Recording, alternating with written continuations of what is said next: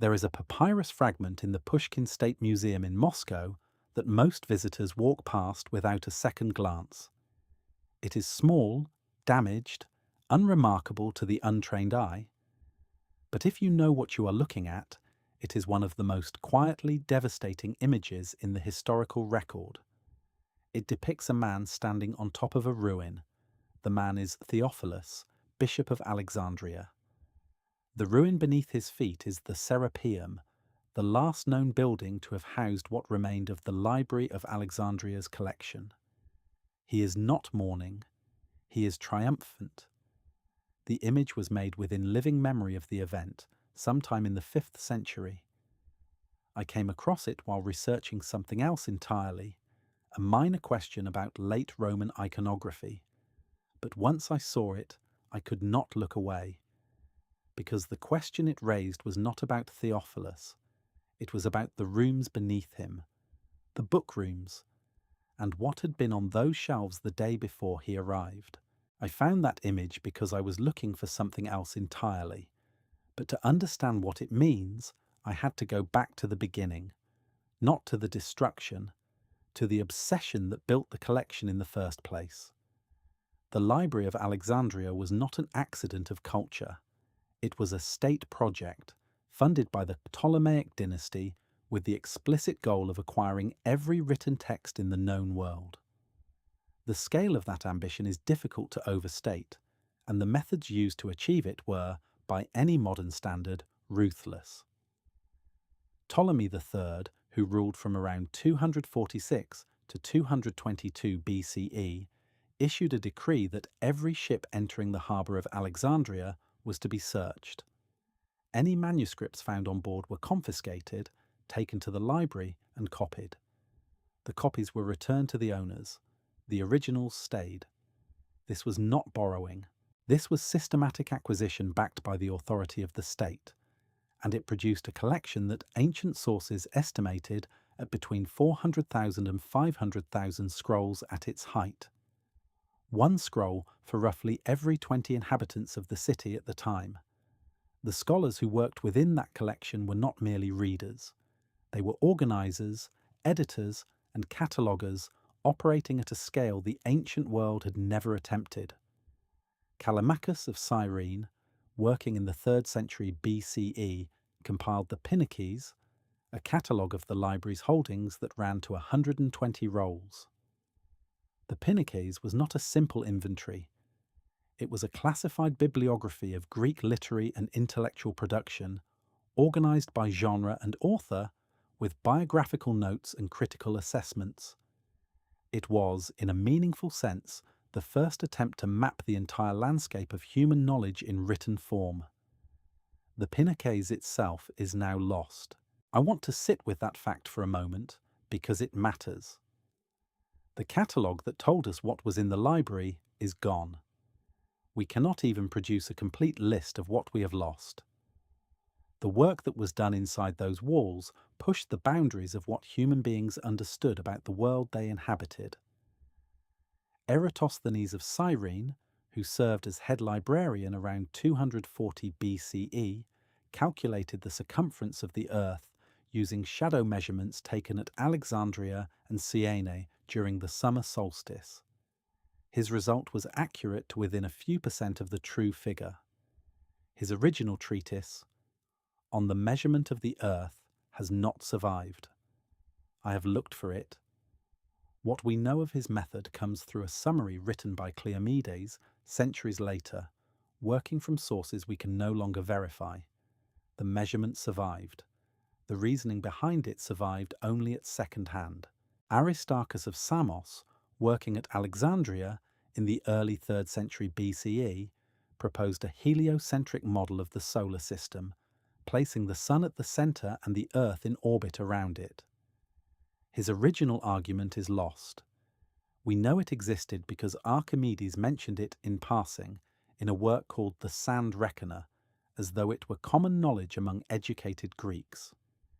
A complete cosmological model proposed 18 centuries before Copernicus, and we have it only as a footnote in someone else's book. These were not fringe speculations. These were the products of the most well-funded, most systematically organized research institution in the ancient world, and almost all of their original texts are gone. Here is where the history becomes uncomfortable. Because what happened to the Library of Alexandria was not a single tragedy. It was a pattern. The first major blow came not from an external enemy, but from within. In 145 BCE, Ptolemy VIII launched a political purge of the scholars and intellectuals who had supported his rivals, driving them out of Alexandria and scattering the research community that had sustained the library for over a century. The institution survived, but the network of expertise that gave the collection its meaning was broken. The second blow is the one most people know. In 48 BCE, during Julius Caesar's siege of Alexandria, a fire spread from the harbour and destroyed a large number of scrolls, though the exact scale remains debated. The third and final blow fell in 391 CE, when the Serapeum, the last building known to have housed a significant portion of the library's remaining collection, was demolished on the orders of Bishop Theophilus with the backing of Emperor Theodosius I. 3 events spread across 5 centuries, each driven by a different political logic, but sharing a single structural feature. In every case, the knowledge stored in the library was not the target. It was simply not a priority. If a library's survival depends entirely on the will of the state that funds it, what happens when that state no longer sees the library as useful? The record is patchy. It is incomplete. But what survives is damning enough. In 380 CE, Theodosius I issued the Edict of Thessalonica, establishing Nicene Christianity as the official religion of the Roman Empire. In 391, he issued a further series of edicts explicitly prohibiting pagan worship, ordering the closure of temples and banning sacrificial rituals throughout the empire. These were not local directives. They were imperial law, enforced by provincial authorities across the eastern Mediterranean. The Serapeum in Alexandria, dedicated to the Greco-Egyptian god Serapis, was one of the most prominent pagan temples in the empire. Its destruction was not incidental. It was, by the logic of the edicts, inevitable. The sequence of events is recorded by multiple ancient sources, and I have cross-referenced the accounts of Sozomen, Rufinus, and Theodoret to reconstruct what I believe is the most defensible timeline. Theophilus, Bishop of Alexandria, first obtained imperial authority over the temple site. He then staged a public procession through the streets, parading cult objects and sacred images from the temple in a deliberate act of provocation. The pagan community rioted. The riots gave Theophilus the justification he needed.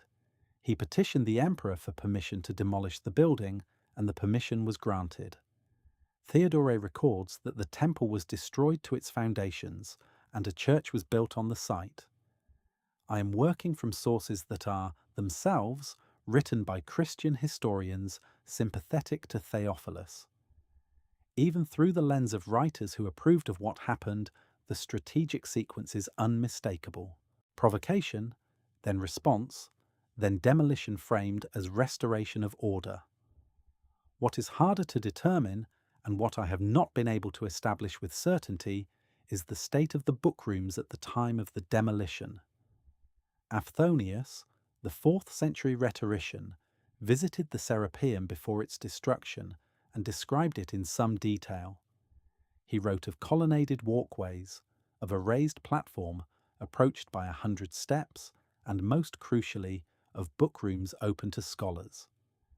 The physical space for a working collection existed. Whether the shelves were still full in 391 is a question the sources do not definitively answer. But consider what we know was lost from the broader Alexandrian collection whenever the losses occurred. Sophocles wrote more than 120 plays. 7 survive. Aeschylus wrote between 70 and 90. 7 survive.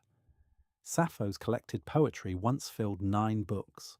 We have one complete poem and a scattering of fragments, some recovered from strips of papyrus used as mummy wrappings in Egyptian tombs. These survival rates are not the result of texts being judged and found wanting by later readers. They are the result of texts not being copied, of nobody choosing to invest the labour of transcription before the papyrus rotted, or the building burned, or the political winds shifted. I keep thinking about what it would have meant to be a scribe in that building in the late 380s. The edicts were public. The political direction was clear. A scribe working in the Serapeum's bookrooms in, say, 387 or 388 CE would have been grinding carbon ink each morning, cutting reed pens from marsh reeds, and sitting before scrolls that were already centuries old. The workspace Aphthonius described was open, well lit, designed for sustained reading and copying. The scribe would have known what was happening in the city, the temples closing, the processions, the rhetoric sharpening, and every morning the same impossible question: which scroll to copy next? A medical treatise or a mathematical proof? A lost play of Euripides or a navigational chart? Every choice to copy one text was a choice to leave another behind, and there was no way to know which would matter more in a century's time. How do you measure the weight of something you cannot even name? And alongside the scribe, consider what Strabo found, or rather what he did not find, when he arrived in Alexandria around 20 BCE, nearly 4 centuries earlier. Strabo was a serious geographer. He consulted the works of Eratosthenes and Hipparchus extensively, yet in his own writings about Alexandria, he is strangely silent about the library. The sources he had expected to consult were, it appears, no longer available. Even by 20 BCE, the losses had already begun. The collection was thinning long before the Serapeum fell. Go back to the Serapeum. Go back to the bookrooms Aphthonius described, the colonnaded walkways, the light falling through open porticos onto reading tables.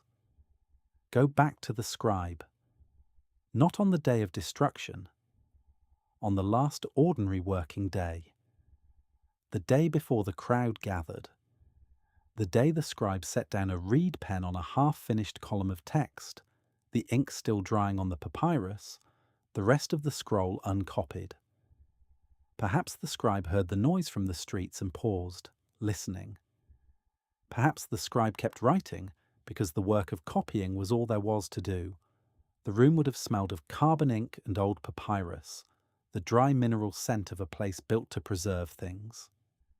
I do not know what was on the last scroll the scribe was copying.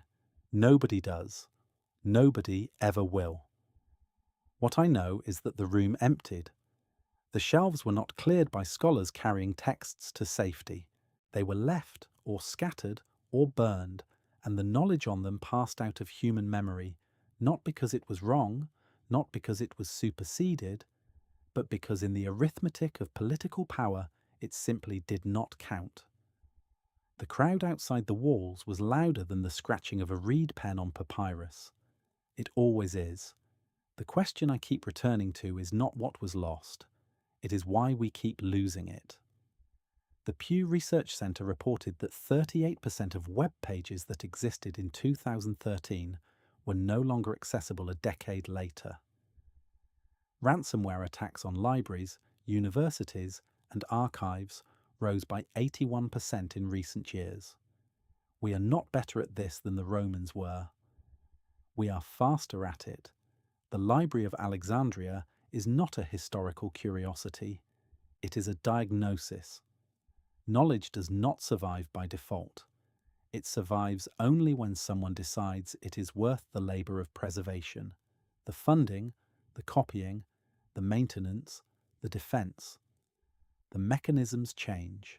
Papyrus becomes parchment, becomes paper, becomes server farms. The pattern does not change. If we are already losing more than a quarter of our own digital record within a single decade, what will the next generation never know existed? The shelves of the Serapeum are empty now. They have been empty for 16 centuries. But the question the scribe faced that morning, which text to save and which to leave behind, has not been answered. It is being asked again in every archive and every server room and every underfunded library on Earth. And we are, for the most part, not listening.